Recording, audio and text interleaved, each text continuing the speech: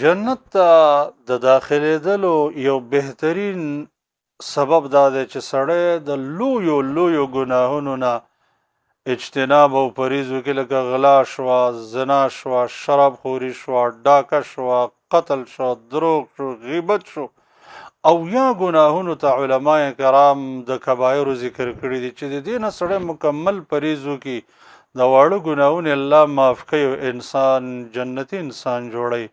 دا خبره موږ ته رب العالمین په معظم کلام کې کړې ده. الله فرمایي ان تجتنبوا کبائر ما تنهون عنه نكفر عنكم سيئاتكم وندخلكم مدخلا كريما.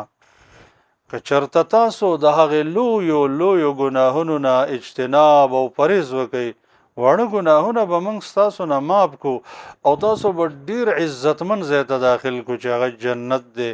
د آیت کې الله موږ ته خبر راکړه چې د کبایرو نه اجتناب او پرهیز موږ او تاسو جنت ته داخلوي.